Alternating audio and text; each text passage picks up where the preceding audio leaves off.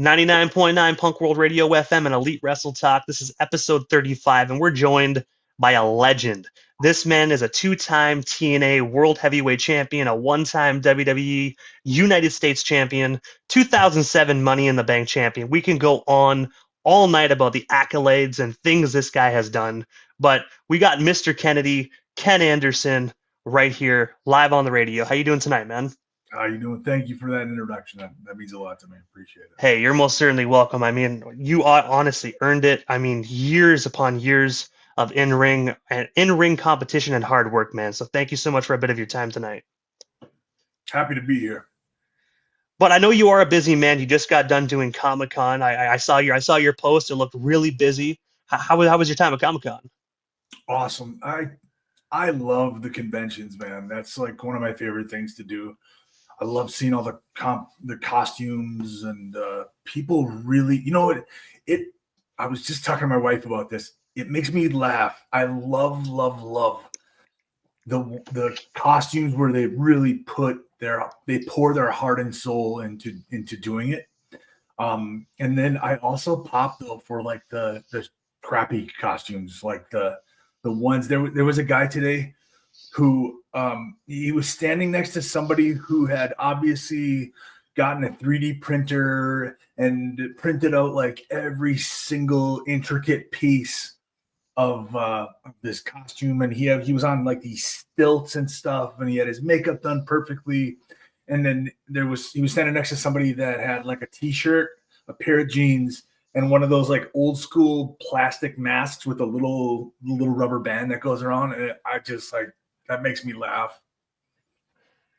Did you ever actually have anybody come up to you there, Ken, that actually was dressed as you, or like dressed as Mr. Kennedy with the bleach hair and the microphone and everything? No, I haven't had anybody do that. However, I have a really good friend of mine who has a nephew who has recently fallen in love with the wrestling business.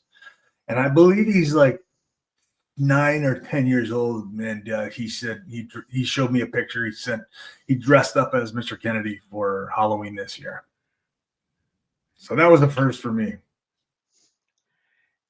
And also, way before the Comic-Cons and all the titles, I want to take you back to September 11th of 1999, where you actually made your professional wrestling debut at NAWF, North American Wrestling Federation, where you actually went under the name Two Rivers Jack. I was wondering if you can actually just tell us a bit more about your early days in the NAWF, and of course, who ultimately came up with your ring name? Wait a minute. Was that actually September 11th of 99? It was, yeah, 2 years before the unfortunate. So actually, that's sort of incorrect. That was my second match. My first match was the night before that, and it was in Green Bay, Wisconsin, at a place called the Watering Hole. And it was interesting because like I sold about 300 tickets to my first event. I was hustling. Like I went and I talked to people that I worked with, that I graduated with, just people that I had met, friends of friends. I hung posters and flyers all over the place. And so we had a really, really good showing that first night. I wrestled as Kamikaze Ken Anderson, which was the name given to me by my trainer, Mike Mercury. And then the next night I worked for the North American Wrestling Federation, which interestingly he was the guy that I had called. I had initially, when I decided to look for wrestling schools, I called the North American Wrestling Federation. I left a message for him. I said, I was interested in, training. Can you help me? And he passed my name along to Mike Mercury. And but he also said he was like of the old school mentality where, you kind of rib people into the business and you make them earn it, and you don't give them everything. You don't hand them everything on a silver platter right away. So it was his idea to call me Two Rivers Jack. Just I kind of feel like he thought that was going to be a little bit of a slap in the face, but to be honest with you, I didn't care. I just wanted to wrestle. So I didn't really care. The ribbing didn't really bother me. And I wrestled I went from, like I said, the first night I sold 300 tickets, and there was probably another 100 people, 150 people that came. So it was a good house. There was like 50 people in the audience for the NAWF show. I wrestled a guy, a fake Golga. You remember Golga from the Odyssey? Yeah, I remember. Yeah. Right. It was just a big guy, a big overweight guy who wore a mask, and so it was a fake Golga. I got no music, no entrance music, and I got one piece of offense, which was a sweet drop kick. I threw a sweet drop kick, or I threw a sweet drop kick, which he no-sold. He just completely I mushed him. He was a tall guy. He was probably like 6'5". I put it right up in his chest, right up near his face, and he didn't even flail his arms. He just no-sold it and beat me.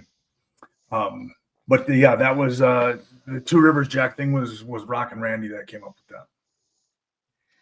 And the great thing is, even though he no-sold it, you went on to wrestle just 21 matches before being called up to the World Wrestling Federation. I mean, at the end of the day, no offense, I don't see the fake Golga being called up after 21 matches.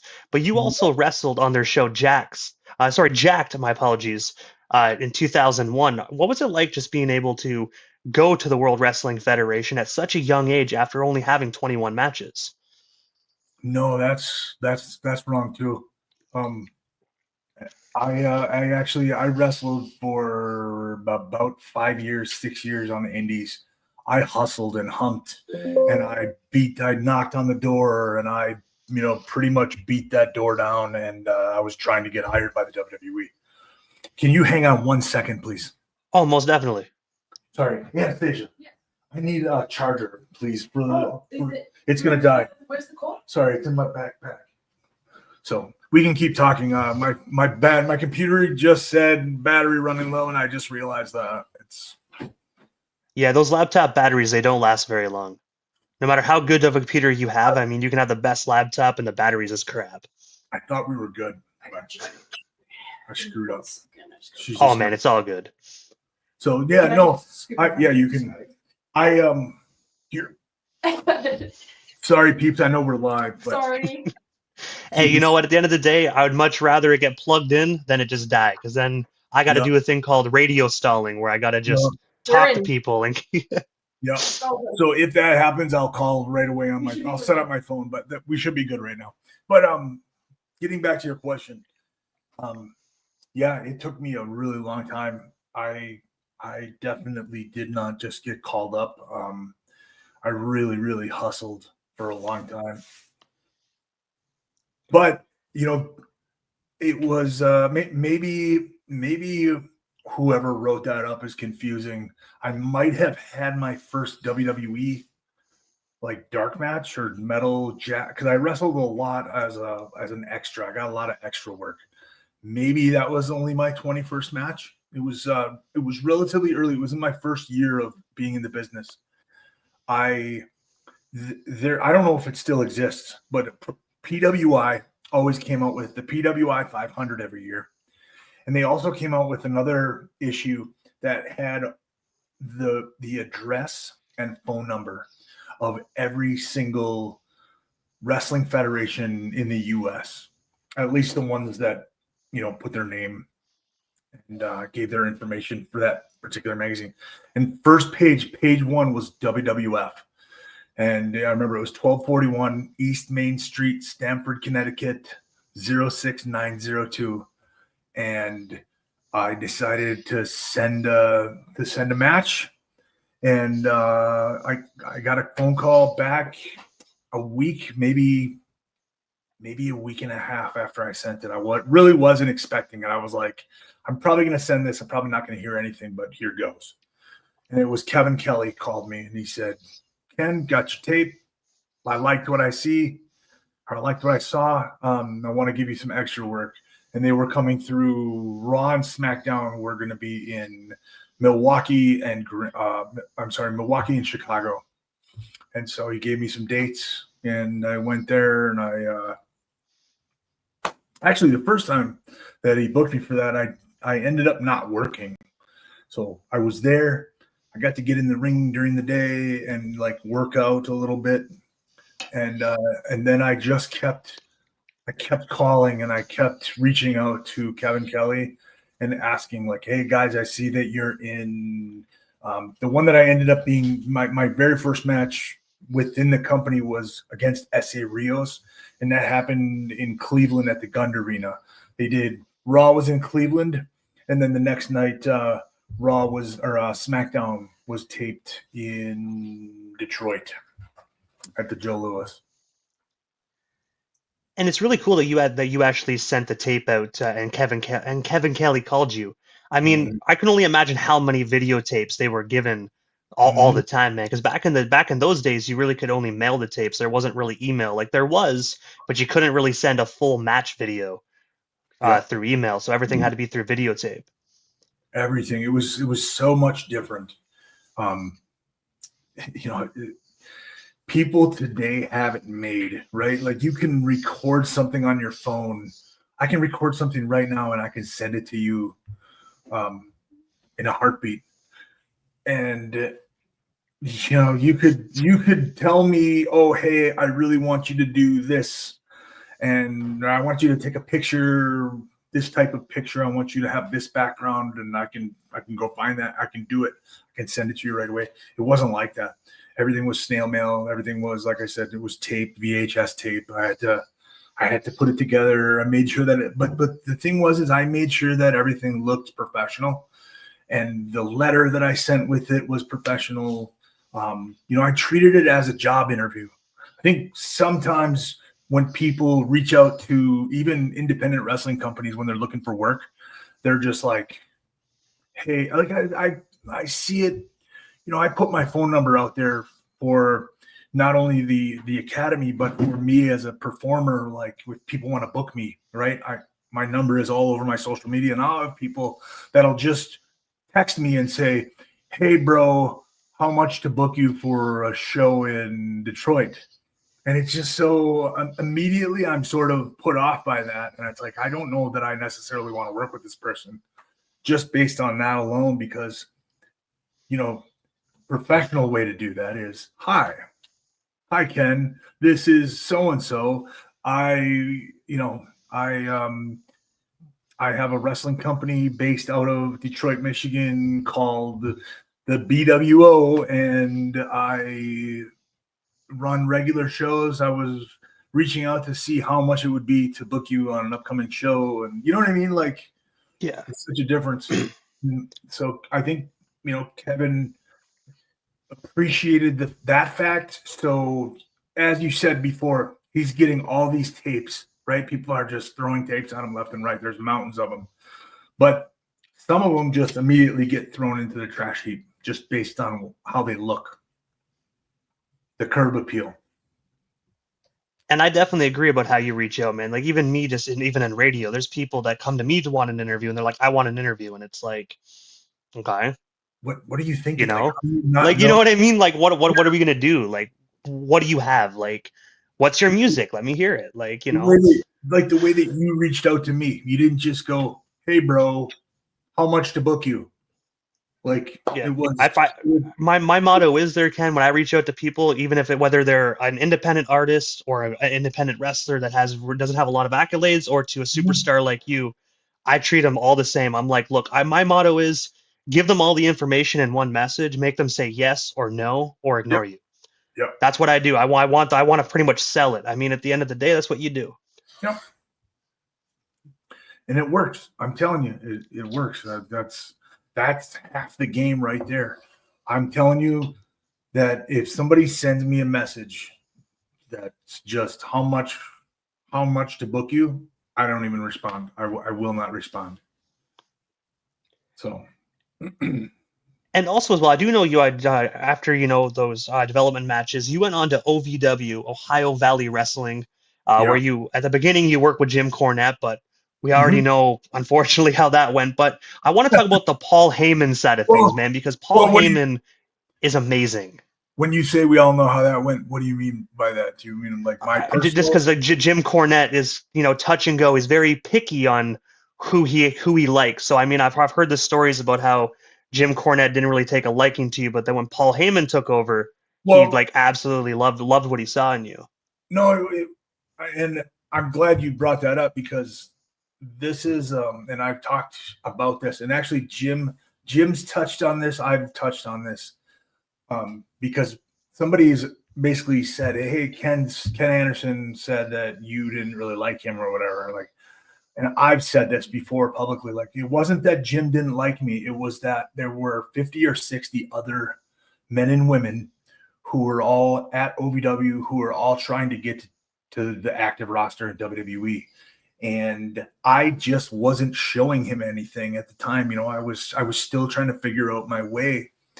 And, you know, he was giving me opportunities, but I wasn't able to able to figure out like how to capitalize on those. And it wasn't until, you know, Paul Heyman took over where I had developed a relationship briefly with Paul just from doing extra work. He happened to see me working out in the ring, and he pulled me aside and said, hey, who trained you? Because he said, like, whoever trained you did it right, which is a testament to my trainers. And he said, you know, and so we just started a little bit of a relationship there where, and then when he came down, he sort of gave me he said, I'm going to push you to the moon. And he did. And it was like 3 or 4 weeks in to Paul Heyman having the pencil for OVW. And he told me, hey, go out there tonight, cut the ring announcer off, cuss him out, dress him down, and then you do your own big introduction and, you know, make it big. And Paul sort of on the spot did his own variation of what I do to this day. And so I went out and I did that. And in the moment, I recall that I used to announce basketball games when I was in high school, and I used to say the last name twice. And so I did it, and I came back, and it stuck. All the boys were like, yes, keep doing that. And so yeah, when Paul came in, it was just like rocket ship, really. But the Cornette stuff, I just want to, you know, make sure that's crystal clear. There was no bad blood between Jim Cornette and I. It was just small fish, big pond. And I'm glad you cleared that up as well, man, because the internet's a crazy place, man. It's almost kind of like, in a way, internet's kind of like high school, you know? One person says something, and then it kind of just goes through and things get warped. Other sites post something a little different. I mean, it's gotta love the internet. I don't think that that's necessarily intentional in this case. I don't think it's anybody, you know, anybody with nefarious intentions. It's just like it sounds way juicier to say that Jim Cornette didn't like me, you know. So. And when you made your debut on SmackDown, you absolutely like landed in SmackDown and hit the ground running. And I know every interviewer has asked this, but I feel like it seems fitting because 20 years ago today, on November 8th of 2005, you went one-on-one with the late, great Eddie Guerrero in his very last match for the Survivor Series qualifier. I was wondering if you can actually just tell us a bit more about the particular match. And looking back 20 years ago on the anniversary of this match, how does it feel knowing you were the last one to step foot in a squared circle with Eddie Guerrero? I can't believe that was 20 years ago. That's insane. I was thinking the same thing because I mean I remember watching that episode, and I thought like when you're young and 20, because I'm 31, so I remember being a little kid watching that match, and then kind of damn, I was 11. I remember that Eddie's still to this day Eddie's my idol. So I remember growing up watching him when he was a heel. Like I couldn't boo him, man. I couldn't. Everyone's like, why would you cheer for him? He's a dick. I'm like, no, it was awesome. He was so entertaining. Yeah, he was just an amazing talent, and then so very giving with his time and his knowledge. It was clear when I started there that Eddie not only wanted to help out, but like he looked at it as I'm helping these guys out because then it makes the whole show better. That if we're all good, the show is so much better and more people are going to tune in. And I really did feel that at the time. There was an actual brand split, right? SmackDown and Raw were separate entities under the same umbrella, that same WWE umbrella. But we treated it internally as like a little bit of competition. It wasn't hard edge competition. We were trying to backstab each other and stuff like that. But we genuinely were always trying to have the better show. And I do feel that at the time, even though maybe there were bigger stars on the Raw brand, we had a match for match. Like, we had an awesome show. We had a far superior show. But Eddie himself was just so giving. I had such a blast working with him. There were a couple other times I had some tag matches that I got to work with him. One that involved, it was me and Cowboy Bob Orton and Randy Orton versus Eddie. I want to say Eddie and It was Chavo as well. No, sorry, no, Batista. My apologies, Batista. Yeah, Batista and and Piper, Rowdy Piper, and we had a match, and there was another one. I don't know if this was the same. We had one when we were in Laredo where I tagged with JBL. It was Eddie, and I don't remember who his partner was. Maybe Batista, but we teamed. We worked each other in Laredo, and JBL came out to the ring with some like extremely, I guess you'd say like racist stuff, where he was wearing like a poncho and he had jumper cables around his neck and he had a bottle of tequila and he was wearing a sombrero and he had an inner tube around his waist. He was pulling a donkey, like all this stuff. Oh, and he was carrying a Mexican flag, like all these stereotype stuff. And I remember when we got into the ring, JBL intentionally, like he dropped the flag and he stepped on it as he was getting into the ring, like oops, I didn't mean to do that. And we came to the back and Eddie was shaking. He was so mad. He was like, you don't understand. He goes, in the United States, they'll boo you for doing stuff like that. In Mexico, they will kill you for doing stuff like that. And he was really, really mad about it. And obviously, JBL was just trying to be a heel. He was just trying to get heat, just trying to make the people say boo. But he pushed it a little too far in that time. And I got to admit, I mean, I've heard stories about JBL actually getting like, I think there was one time, I think it was the day they were in El Paso, Texas. I think I heard the story where it was El Paso, Texas, and they had to escort JBL out of the building because fans were trying to kill him. JBL told me that particular night, he looked at me and when we were standing in gorilla position, ready to go. The gorilla position is the go position, if anybody doesn't know that. But we were standing there and he looked at me and he said, if somebody jumps into the ring tonight, he goes, and if he was expecting multiples too, he was like, if they jump the guardrail, he goes, we're going to go back to back. So just put our backs together. And he goes, make an example out of the first person that gets in the ring, and we'll just fight our way to the back. So I have been in countries around the world with JBL. I've never experienced heat, the type of heat that he generated, and the boos would make like your skin rumble. It was so loud, so deafening. Really cool story. We were in Italy one night. And I was injured. I had torn my lat earlier in the tour. So they were having me announce the main event. And the main event that night was JBL versus Mark Henry. And they had me announce JBL. And he started singing America the Beautiful, but he sang it terribly. And it was completely off key, and all at once, you hear the crowd just start to like this. They were like chanting almost, and it was da, da, da, da, da, da, and it just get louder and louder and louder. And they were singing their own national anthem, and they were literally the building was rumbling. It was such a cool experience. It was the opposite of. Did you ever see when Bad Bunny came to the ring in Puerto Rico? Yeah, the Like camera that. was actually like shaking. You could see it in the camera. It was like the opposite of that. It was like the heat version of that type of reaction, that response. It was nuts. And one thing I do have to ask, because I mean, you were one of the last persons. I knew we were kind of going back a little bit, but you were one of the last. Not one of my apologies. The last person to wrestle Eddie.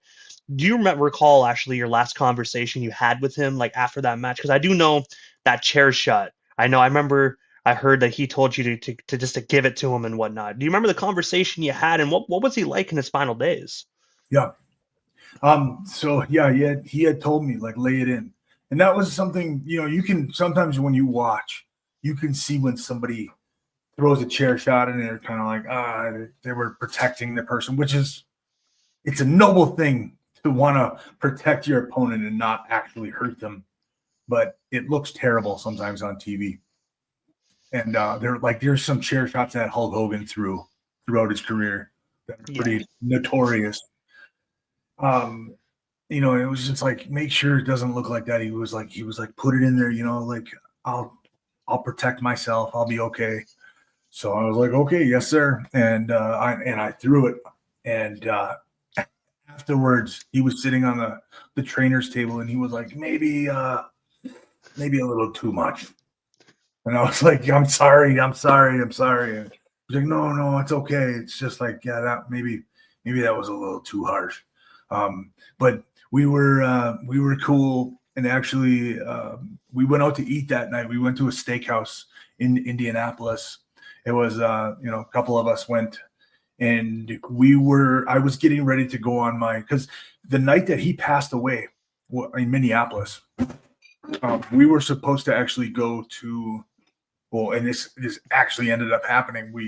We went from the show to the airport, and we flew over to Europe, and we started this European tour. That was going to be my first overseas tour with the company, and they were kind of like giving me a hard time, like, oh, you're going to get, we're going to mess with you. Like, we're going to shave your eyebrows. Be careful you don't drink too much, because if you pass out and you're going to wake up and your eyebrows going to be gone. And they were telling me stories about how they messed around with other people in the past. And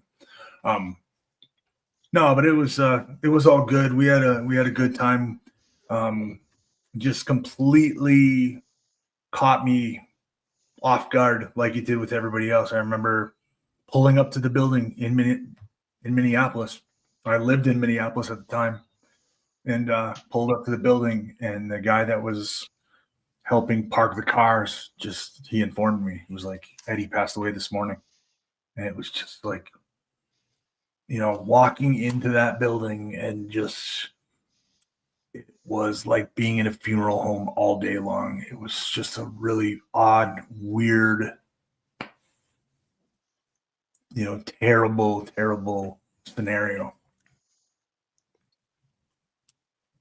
And just the following year, on September 1st of 2006, on an episode of SmackDown, you beat Bobby Lashley and Finlay to become the new United States champion. I was wondering if you can actually just tell us the story behind this particular match. And of course, do you recall when you actually first found out that they were putting the belt around your waist? I really don't. At the time, no matter what was sort of handed to me, it was it was just business. I had a job to do, and I would show up and, all right, boss, tell me what I'm doing tonight. And then, we're going to put the title on you. So, it was, I just remember thinking how cool it was, and kind of thinking to the lineage of that particular title and how many people had held that title before me. But just also, I want to say, like, was that the match where I hurt Bobby Lashley and I put him out of commission? I did something to his shoulder, or was that farther down the road? That one might have been further down the road. I think it might have been further. I'm trying to bring the episodes back in my head. Mm-hmm. I've been watching weekly for over 20 something years, man. So some of it's a blur a little bit. Well, it's all a blur to me, honestly. There's sometimes where I will sometimes see a match. It'll come across my feed, and I'll watch it and go, I have no recollection of doing that. There was one recently that I saw of me and MVP versus the Brothers of Destruction, where I jump in a car and I'm like revving the car like I'm going to run over Kane. And I don't remember doing it. I mean, especially those 4 years though, from like 2005 to 2009, your WWE run was just like I said, you hit the ground running, man. It was like you Yep. were all over the TV screen week in and week out. I can only imagine what that type of that type of schedule does to anybody's body, man, because you barely have time to sleep, let alone actually get proper rest. Well, not only that, but like we're also doing other things. So we have press and media and things like that we have to do. If you have days off, like, we would only get 2 days off a week. And during that time, I would go home, I would dump my bag, and I would lay on the couch for 8 hours. And just like, don't talk to me, don't touch me. Just, I need to decompress. And then I would basically have to start doing my laundry and packing my bags because I had to think about, I gotta leave tomorrow. I gotta go on the road again. And then during that time period, oftentimes the office would call and say like, hey, we need you to do 3 hours of phoners with all these different radio stations for this market that we're going into. So I would have to do that. You're just kind of always on. And then sometimes they send you to do, other, like I got booked to do the movie. I did Behind Enemy Lines Colombia, so now I'm going to Puerto Rico and filming there, and then I have to do press for that movie, and then we were doing the build-up to WrestleMania, so I kind of had to do that because I was doing the Money in the Bank match again that was for WrestleMania 24. So it's just like there's always stuff going on, and it's not. I'm not complaining about it. Definitely not complaining about it, but it is exhausting physically and mentally. And also around those times too, like they had a lot of house shows, man. Like it wasn't like today where you have like Raw, SmackDown, NXT, and maybe a sprinkle of house shows. This was like when you weren't live, you were doing a house show. Full schedule. We were doing 3 or 4 nights a week house shows. We do three house shows, pay-per-view. I'm sorry, we do like 2 house shows, pay-per-view, another house show while Raw was going on, and then SmackDown, and then we'd go home. And it was like that every week.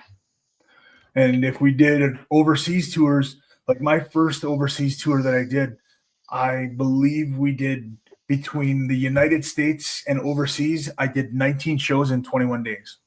I was on the road for 21 days. We did 19 shows in 19 different cities / countries.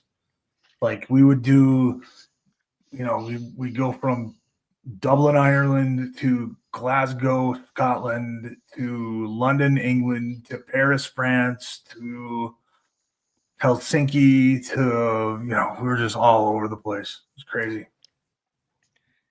And also on October 13th of 06, you actually went one-on-one with Chris Benoit for the US title where he walked out as the champion.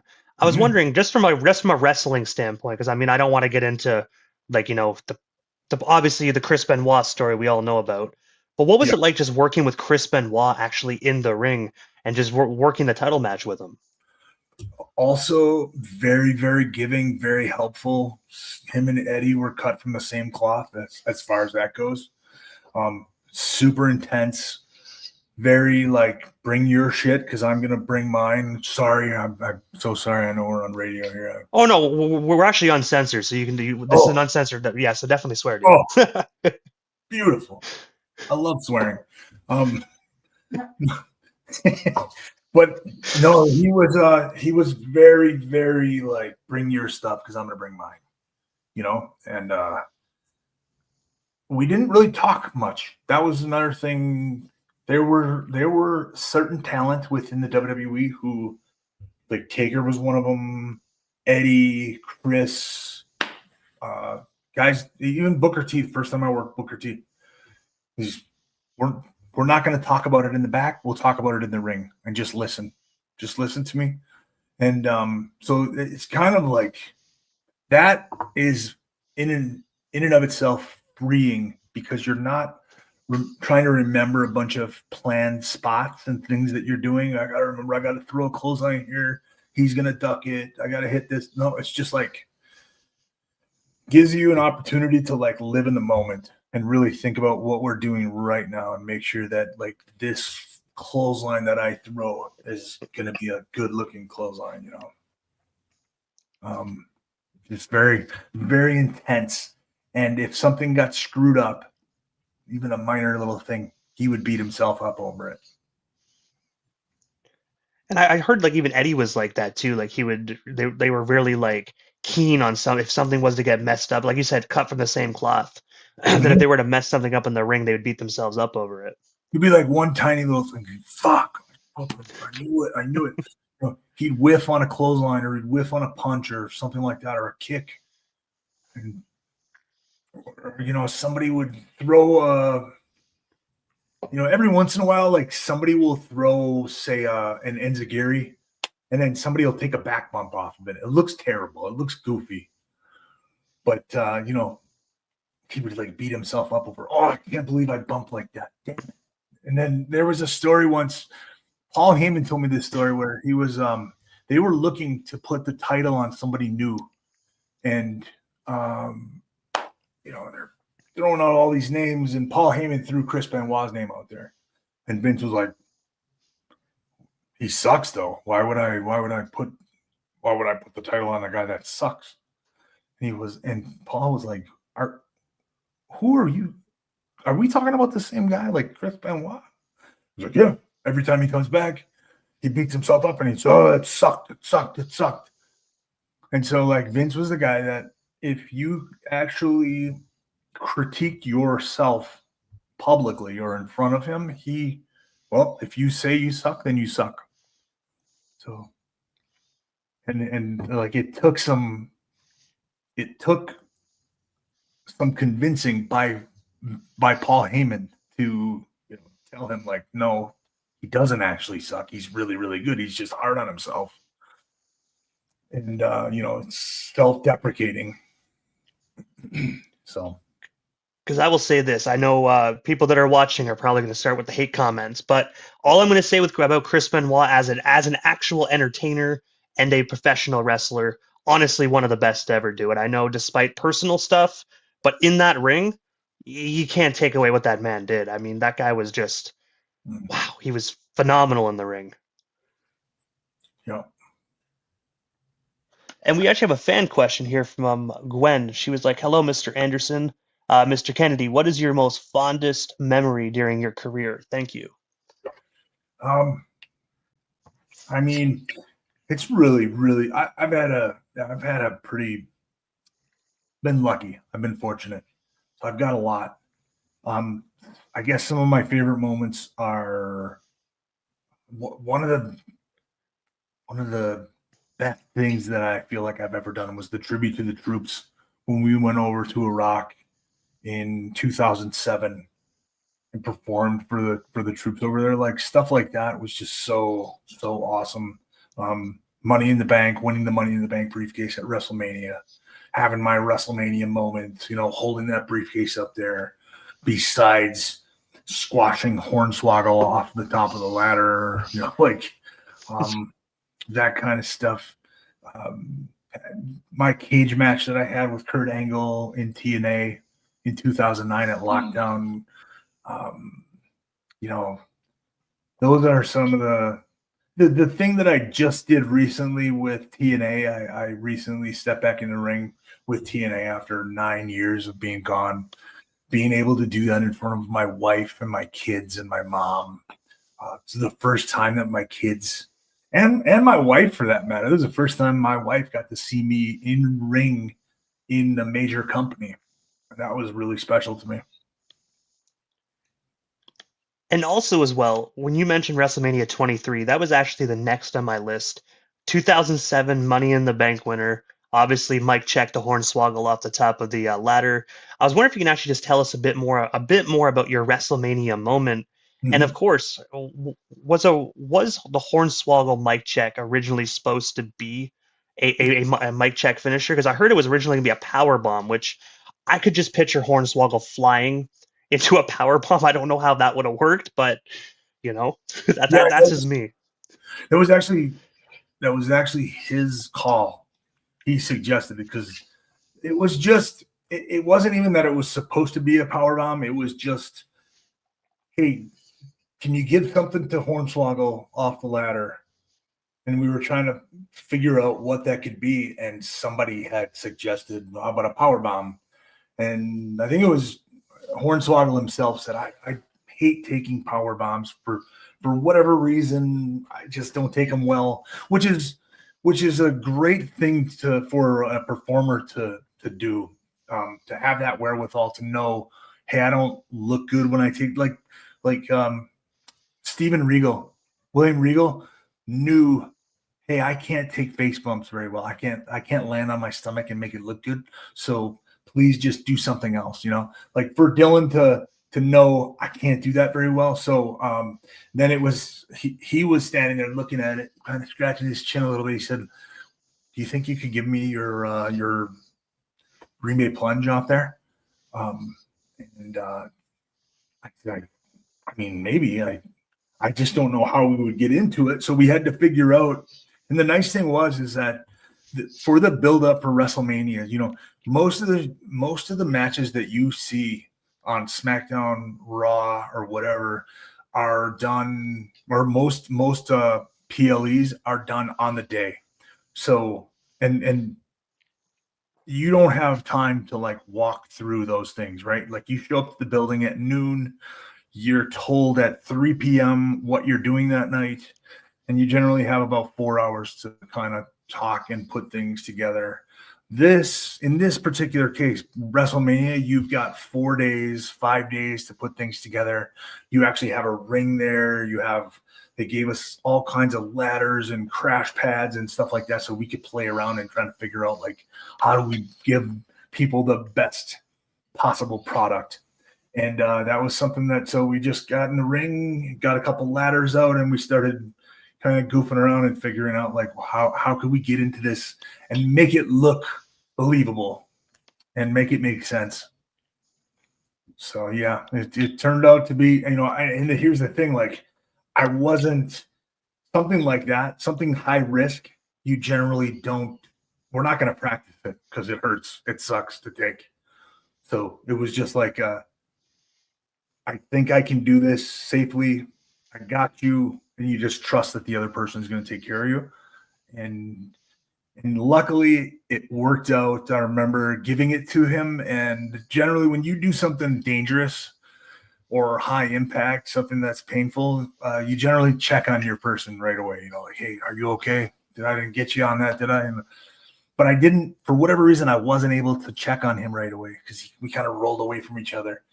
And a few minutes later, I was able to go and I sort of rolled over by him. He was underneath the turnbuckle, and I was like, "Hey, man, are you okay?" And he was like, "Yeah, I'm good.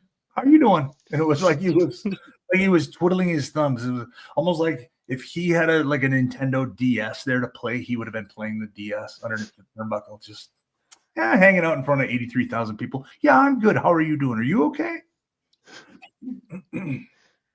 And I will say, just going back as a fan watching that match, when you took the bump and actually, took care of Hornswoggle, I know you're a very good actor. I mean, the movie you did in '09 definitely shows for it, but it looked like that actually hurt you a little bit. I mean, like I said, it could just be some phenomenal acting, but you definitely look like the bump hurt just for a couple seconds at least. That was fine. The one thing that sort of hurt in that match was I had Matt Hardy on a ladder, and I did a swanton onto Matt, and the back of my head actually hit the ladder. I thought that I hit it so hard that I thought I was busted open. Actually, I remember laying there going like, "Oh, I'm gonna have some color here," which I was kind of looking forward to. But and also as well, I know you already briefly mentioned it, but January 6th of '09, you starred in a movie Behind Enemy Lines Colombia.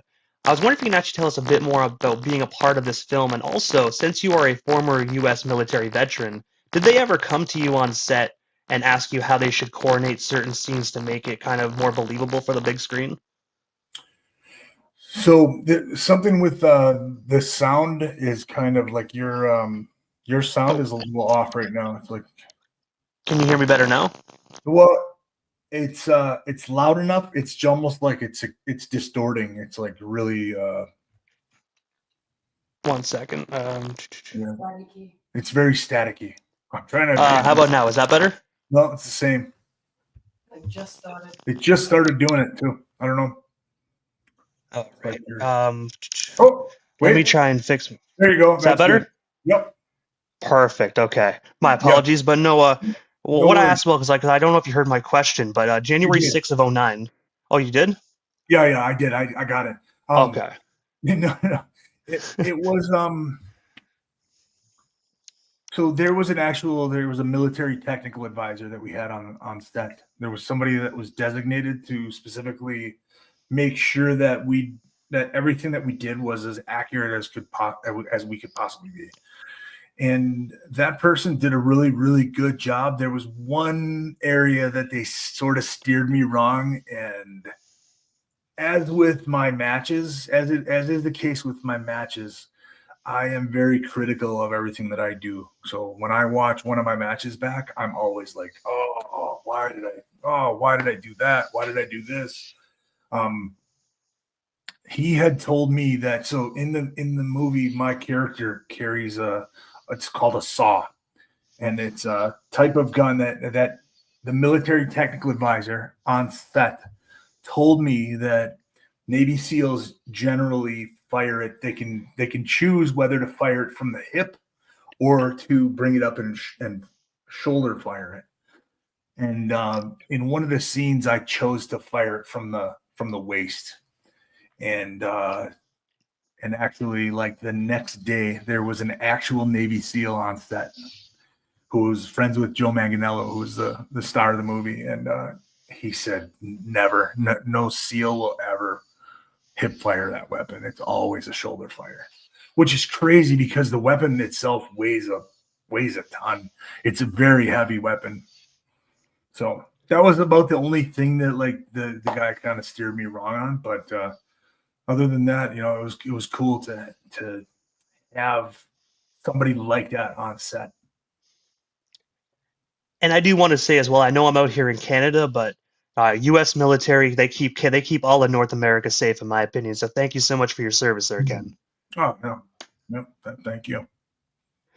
And also in late November of 2009, after your departure from WWE, you ventured to Australia, where you were a part of the Hulkamania Let the Battle Begin tour, where you went under your ring name, I believe, for one of the first times as Mr. Anderson. I was wondering if you can actually just tell us the backstory of this tour, and of course, what was it like just traveling Australia with the late great Hulk Hogan? So it was actually Umaga and Rikishi who got me booked on that tour, because Umaga had just parted ways with the company as well, with WWE, and we were pretty good friends. And he just saw a great opportunity. Hogan was putting together a really good list of, like, if you look at all the people that were on that tour, it was a really, really solid lineup. And it turns out to be one of the most fun tours that I have ever been a part of. The nice thing about that tour was, one, we were in Australia, which is a freaking awesome country. Like, it's my second favorite place to be. My wife is from Australia. So very, very good things come out of there. But no, the nice thing about that tour was we had days off. So generally speaking, when we go on a tour for wrestling, whether it be TNA or WWE, there's no down days. You are just, like I said before, one city to the next, 19 shows, 21 days. No downtime. If you do have downtime, you are generally like, should I sleep or should I sacrifice sleep and go check out the Roman Coliseum? That kind of stuff, So I was able to like see stuff when I was traveling, but it would always be at the sacrifice of sleep. In this case, it was like we would go to Melbourne and we would have 2 days where we didn't have to do anything. So we'd just be at the hotel, hanging out, pool time with the boys, get to go to the gym, get to walk around and experience the culture a little bit. And then we'd wrestle, have a kick-ass show, and then we would go to Perth. And then we'd have a day off in Perth where we could chill out by the hotel pool. And also they were putting us up in some sweet, there was 5-star hotels that we were staying at. And so it was just a really, really awesome tour. I want to say we did four different dates, maybe 5 different dates, like Sydney, Perth, Melbourne, maybe two other things there, 2 other cities, but just a great tour. And it happened to be I wrestled Umaga on the very last show of the tour. I wrestled Umaga, and then I got back to the U.S.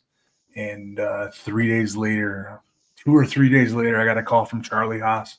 Remember, I was at Dick's Sporting Goods, just pulled up, and Charlie called me, and he said, if you're not sitting down, you need to sit down. And he told me that Umaga had passed away. So, I mean, Umaga, another phenomenal professional wrestler, and it is crazy just to think, how quickly life is short. I mean, you see a person, they're happy, they're healthy, they're smiling. Next minute, they're unfortunately gone, man. It's those moments that really make you sit back and go, like cherish every moment while you have it, because you never know. Yeah. Tell people that you love them, don't hold grudges, squash beef if you got it, and just live life to the fullest. Be happy. Don't let things, don't take don't take life too seriously. But at the end, at least Umaga had the opportunity to not only be in Australia for his last days, but also get the opportunity to do what he loved, and that's wrestle. So at least he got to, spend his last few days seeing beautiful sights and living the dream. Well, and then the other thing too is like we worked each other a ton in WWE, whether it be house shows or Raws, pay-per-views, and Umaga was always we don't have to go out there and kill each other. We don't have to kill ourselves. Like it wasn't a lazy thing. He was very, let's be smart about what we do in the ring, not take a bunch of risks when we don't need to. And this particular night, like he knew I had a chip on my shoulder for the way that I left the company. And he also had a chip on his shoulder. He wasn't happy with the way that he had left the company. And he said, that they're going to be watching this. Like, that the office is going to be watching this and they're going to get their eyes on this. So let's go out there and kill it and fucking prove to them what they're missing out on. And what they were missing out on, TNA actually capitalized on that, where you actually in January 2010 signed a 1-year deal with TNA Impact Wrestling. And even in the first year, they put the World Heavyweight title around Mr. Anderson's waist. I was wondering, can you tell us a bit more about that first contract, and how did you ultimately come into contact with TNA at the beginning? Yeah, it was something that I remember after I left WWE, Booker T actually called me and said, hey man, just wanted to reach out and let you know that this is a good place to work. Just think about it. And to be honest with you, like, I wasn't sure what I was going to do after I left WWE. I was, as I said before, I had a huge chip on my shoulder. I was really kind of pissed off the way that things were in the WWE. And I didn't know about TNA. I don't know if it was going to be a good fit. Booker, like I said, Booker reached out to me. And then I started talking with, I believe it was Terry Taylor. And I finally came to a look. This is, they shot me a number, and it was not a great number. Like in my last year in WWE, I made a pretty good, sizable chunk of change. And the contract that TNA was offering me was not like in that ballpark. And I just thought, you know what, I'm gonna have to prove myself again, and that's fine. And I felt like I could do that, and so and it was still like it was still a decent living. It just wasn't near the money that I was getting from WWE at the time, but I went there, and fortunately for me, they gave me an opportunity. And Eric Bischoff pulled me aside at one point and was like, "Look, I know the way that you were unhappy in WWE, and I know why you were unhappy there. I am going to make sure that we're going to take off the training wheels, so to speak. I'm not going to tell you exactly how to walk, how to talk, how to chew gum or not chew gum. I'm going to let you be you. And if we hand you a script, it's just bullet points. It's not going to be verbatim. I might have a full script on there, but just know that if you don't feel like saying something or something doesn't feel right for you, you can change it." And so it was really nice to operate that way. And I was able to go out there, and I feel like I did it. And I actually, they served it up to me, and I was able to knock it out of the park, to the point where, like, my next, after that 1 year, actually, I think it was like 9 months later, we started, okay, let's talk about extending your contract. And I ended up signing a 3-year contract, which was significantly higher than my first one was. So. And I got to say, I was a huge fan of your WWE career, but I really was also a really huge fan of what you did in TNA, because you could definitely see that, TNA really let you do what you wanted to do in a way. You could definitely see you were more comfortable. Just in the promos as well, you can tell you weren't seeing Mr. Kennedy, the gimmick, or, something that someone kind of persuaded you to say. You can tell that you were being yourself in that ring. And I got to say, Ken, one of, if not the best heels in TNA history. And I'm not saying that. The way you got the crowd worked and they were chanting "asshole" all the time, absolutely perfect. Thank you. I appreciate that. And that was something that I remember having that conversation with Vince, the asshole thing. I remember thinking, like, it would be something if we could have the crowd chanting "asshole," but it would be a positive thing, not necessarily a negative thing. And I had this vision, and Vince was like, "We can't do that. It's a family show. It's PG. We just can't do that." And fortunately, TNA was like, we were on Spike Network at the time, which was the man show, and stuff that was sort of questionable or edgy. And I remember, like, they okayed the asshole thing. They actually had to run it up the chain of command, and they were actually okay. I remember at some point somebody in the TNA office saying, like, "I don't know if we can say asshole," and there was somebody from Spike Network in the room, and they were like, "We don't care if he says asshole in the second hour, and actually we don't care if he says fuck. We'll just bleep it out in the second hour." Yeah, Spike TV was one of the amazing stations. It's sad they're gone. I think Paramount Plus or Paramount bought them out or something like that. I don't know, but Spike, people that don't know Spike TV, I mean, one of the best stations out there. I loved it. And also, as well, you actually had the opportunity to join a faction called Aces and Eights, which I find just even evolved the asshole persona even more.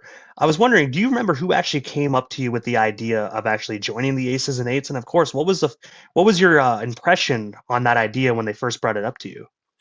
It was Bischoff. He called me, and I think I was off TV for a while because I had gotten a concussion.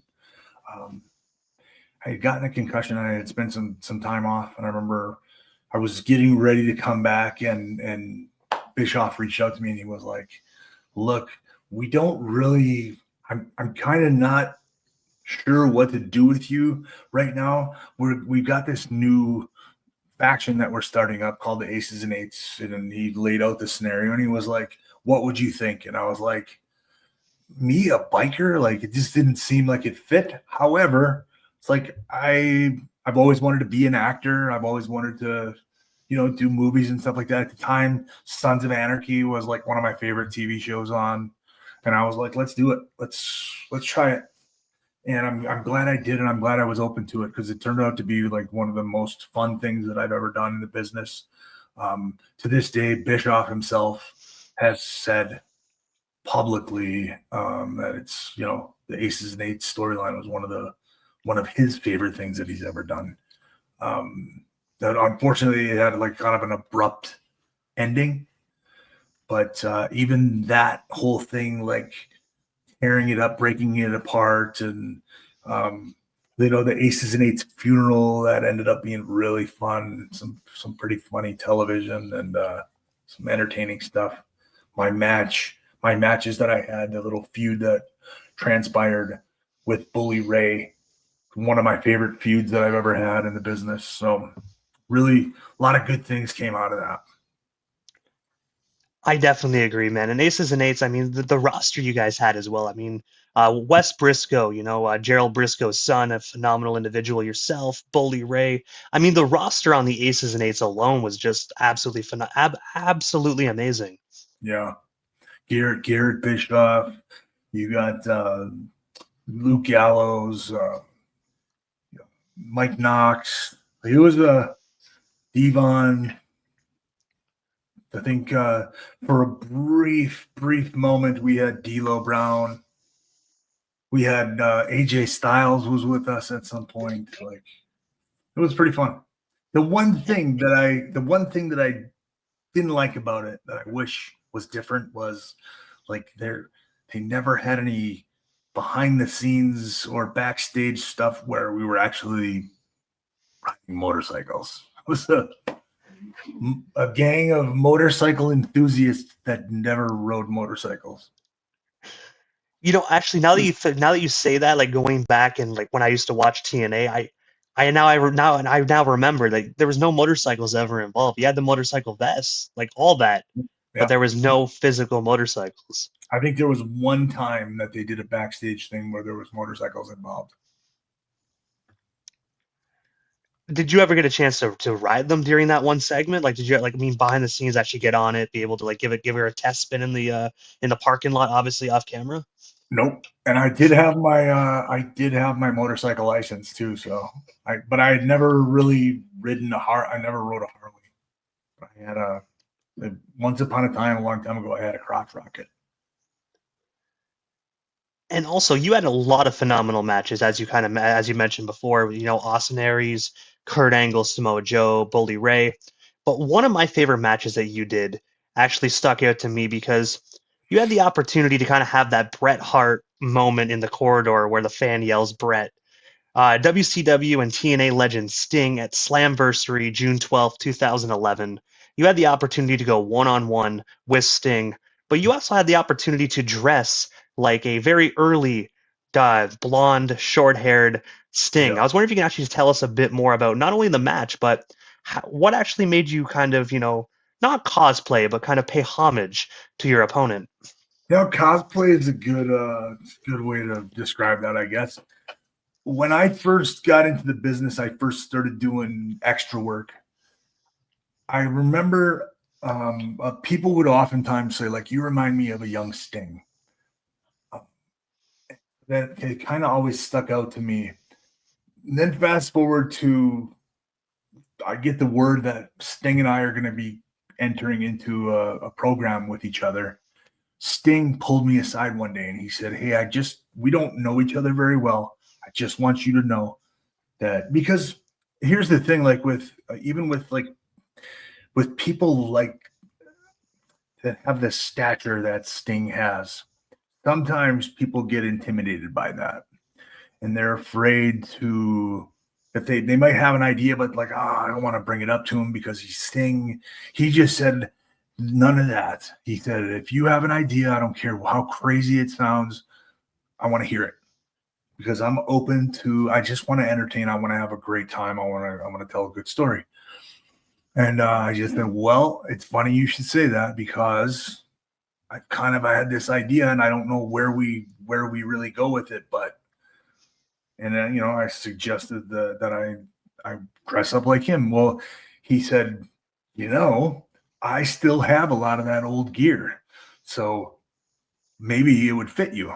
And so I went up, I got my hair cut, and they gave me like a little flat top so that I could be as close to him as possible. I got it bleached out again.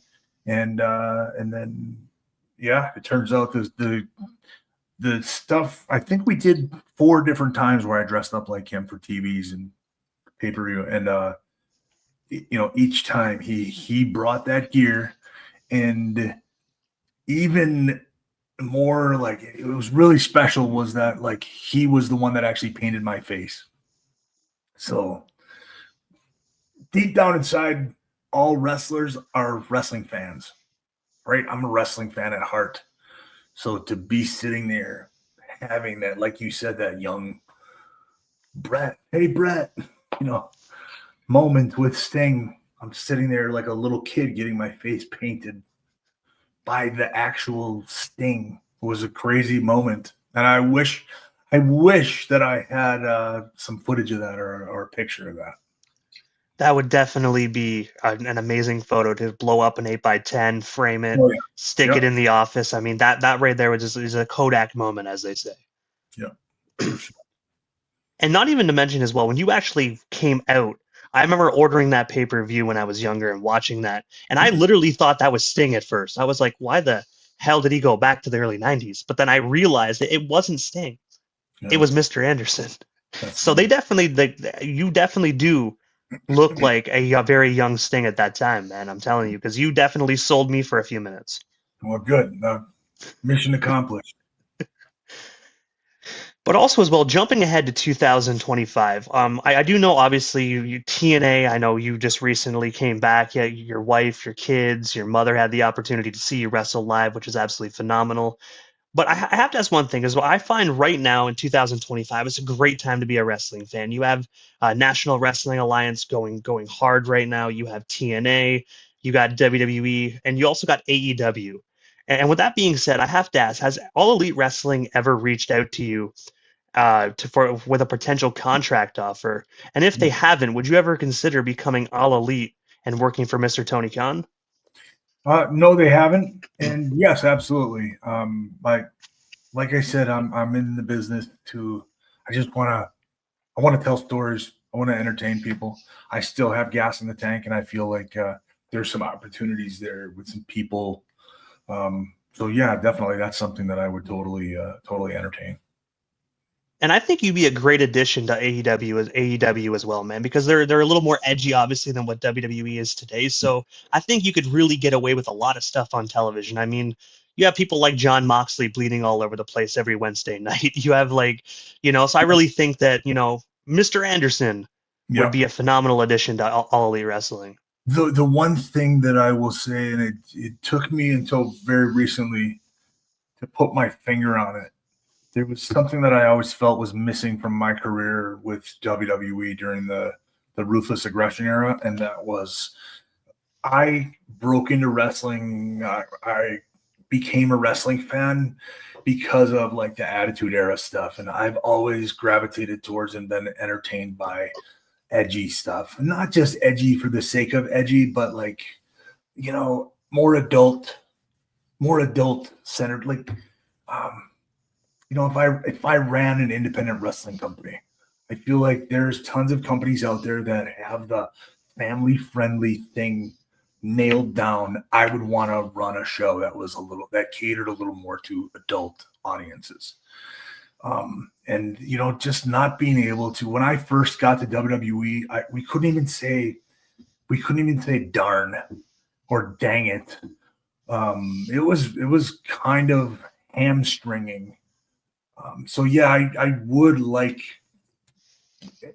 and as you saw when I got to TNA, I was able to be a little edgier or whatever. I really wish that those training wheels had been taken off of me in WWE. So yeah, with AEW having the free reign that they do, it would be a good fit, I think. And I guess just to wrap up this particular topic, obviously, I mean, you like the more edgy stuff. If you were to get that contract offered to you, who would be the first person you want to face on the All Elite Wrestling roster? Because like I said, you got a lot of great talent out there. And it's hard to say. I really, I like John Moxley's stuff. I like that edgy, that realism, something like that. I would like to. No, with minus the death match stuff. I'm not particularly really. I'm not looking to do any of that kind of stuff. But it's sort of no bullshit, smash mouth wrestling style. I like that. I would really love to work with my students. Darius and Dante Martin Darius is my first graduate. Dante is my 15th or 16th graduate, I think, from the academy. Julia Hart is somebody who would have graduated had the pandemic not occurred, and she ended up just moving to Atlanta on her own and starting to train and got picked up from there. I'd love to work with those people. So that's another sort of avenue that I'd love to I also think yourself and Claudio Castagnoli would have a great match, man. That's my opinion. That would be another, definitely. Mm-hmm. And also, speaking of your wrestling school, today in 2025, you own your own wrestling school that you opened out there in Minneapolis, Minnesota, called the Academy. I was wondering if you can actually tell us a bit more about your school, and of course, how can potential future or current wrestlers go about getting trained by the legendary Mr. Kennedy, also known as Mr. Anderson? So yeah, we've been open since 2016. We train 4 nights a week, Monday through Thursday. I start people from the ground floor all the way up. As I said, I've started people. We start people doing basic rolls and basic bumps, running the ropes. We talk about psychology and character development. We talk about the ins and outs of the business, the etiquette, how to present yourself as a professional. That stuff that we talked about earlier about how you present yourself to potential promotions and things like that if you want to work for them. We go through all of that stuff. And I still have, like I said, Darius Martin is my very first graduate, and he still comes. He was at the academy 2 or 3 times last week. So like when people train, once they graduate, I don't kick them out the door. I am of the mindset that you can always, I still learn stuff. I've been in the business for 25 years, and sometimes I learn stuff from my students and different perspectives, things like that. So we're always just training, trying to get better. And it really has become a community of people who just sort of look out for each other. And it's like a bunch of like-minded people who love the wrestling business, who want to contribute, and let's figure out how to make that happen. And if you go to my social media channels, I put my number out there for the academy. It's all over the place. It's 507-722-2776. Again, that's on my Instagram. It's on my Facebook. And just, send me a text, shoot me a call, and leave me a message. Tell me, hey, I'm interested in getting involved in the wrestling business. How do I do that? And I can definitely attest that the man himself does reply. Just don't start off with "yo, bro," because then he won't reply. Well, you can say "yo, bro," but then tell me who you are and what you're after. I guess be professional. And with that being said, I do know, like before we did this interview, you were at I believe it was Nickel City Comic-Con, meeting the fans and greeting them. With that being said, what is next for yourself? Like, is there any other up and coming events, wrestling shows that you currently got coming up that you can let the listeners here on Elite Wrestle Talk and Punk World Radio know? Because we're a worldwide station. So with that being said, we got listeners all over the place. So Where is Mr. Kennedy, Mr. Anderson going to be next, and how can we get ourselves tickets as well? So I am just recently, I've just recently signed on to do a bunch of different shows with Juggalo Championship Wrestling. I'm going to be working with ICP, with Violent J. I've got a couple bookings in the month of November, December. Other independent groups that I'm working with. I'm getting myself out there. I'm working a couple times a month besides doing the training. Also, if anybody listens to podcasts, I recently started a podcast, and that's called Mic Check with Mr. Anderson. You can find it on YouTube, Stitcher, Spotify, basically anywhere that you get your podcasts from. And I got to say, it's actually a stellar podcast. I've been listening to it, and I definitely love when I see, especially the wrestlers that I grew up watching, like yourself. They kind of get into the podcasting world because they have that avenue, and you get to hear so many amazing stories that kind of gives you a whole new vision of the shows that you used to watch when you were younger. So it's it's really cool thing you got going on. I'm really looking forward to the next episodes. Thank you. I really try to make it, it's just me talking with my friends about the wrestling business, about the experiences that we've had. So. And who are your next up and coming guests, if you don't mind me asking? Or do you have any currently in the books? So I think it might have just dropped today. Mike Kingston, who's the creator of Headlocked Comics. Actually, I'm sitting at his table this weekend at the Twin Cities Comic-Con. And we've got Matt Hardy is coming up. We haven't taped it yet, but we've made that announcement. That's going to happen very shortly. Previous guests have been Kurt Angle. We've had The Undertaker on. Undertaker was actually my very first guest. We've got Maven coming up. I'm actually filming with him tomorrow. We're going to do that episode. And then we also, from time to time, we'll do lives too, where we just take questions from the people.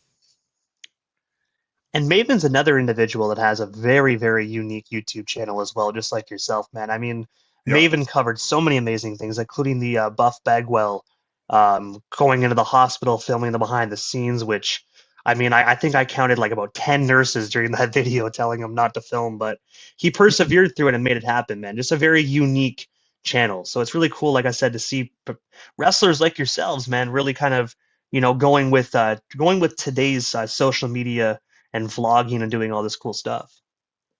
It's it really is a cool time to be a part of the business. And I think you're right. The fact that I've had these experiences and I have these relationships, I'm able to capitalize on that and offer something that hopefully is entertaining for people. And hopefully not only is it entertaining, but it's educational. And Ken, before we part ways tonight, obviously I know how to follow you on social media, but for the wrestling fans or potential promoters that haven't hit that follow button, how do we go about following you across all social media platforms? And of course, one more time, for the people that might have missed it, drop that booking number as well one more time, since we're still live on the air. Yeah, it's 507-722-2776. 507-722-2776. And I'm on Instagram and Twitter, Mr. Ken Anderson. On Instagram, it is Mr. spelled out Mister Ken Anderson. On Twitter or X. Does anybody it's funny how it's been X for a long time, but people still refer to it as Twitter, right? Like I mean, it just sounds better to be like I'm on Twitter rather than like, hey, catch me on X. It sounds weird. It just doesn't. I'm not on there a whole lot. I prefer Instagram and Facebook, and we're on TikTok as well. From time to time, we'll do lives. We'll actually do our match nights live from the academy, and that's you can check that out at Anderson Squared, spelled out ANDERSONSQUARED. So Anderson Squared. Yeah. And like I said, Facebook, Instagram, and check out my YouTube channel. It's Mic Check with Mr. Anderson. And I got to say, first and foremost, Ken, before we part ways, I just want to say thank you so much for not just your time this evening, but of course, years upon years of in ring matches. You put your body, your career, and your life on the line every time you step into that ring, man. And you do it for the love of wrestling, but you also do it for the fans in attendance and back home. So I just want to say, from a fan's point of view, thank you so much for everything you did, all the memories, all the laughs. Even sometimes us fans, we booed. You know what I mean? Thank you for all that, and I'm super stoked just to see what next comes from you, and I'm super excited to see you back on TNA again. But again, thank you so much for everything, Ken, and of course this interview. Thank you so much. No, I appreciate. Thank you for being such a great fan, and to all those people out there that are listening and who have given me your hard-earned dollar. I really appreciate it. Thank you for inviting me into your homes. Hey, you're most certainly welcome, Ken. Have yourself a phenomenal night, and of course, safe travels to your next wrestling event, man. We'll definitely talk again soon, but for now, have yourself a phenomenal night. Thank you. The pleasure's been all yours.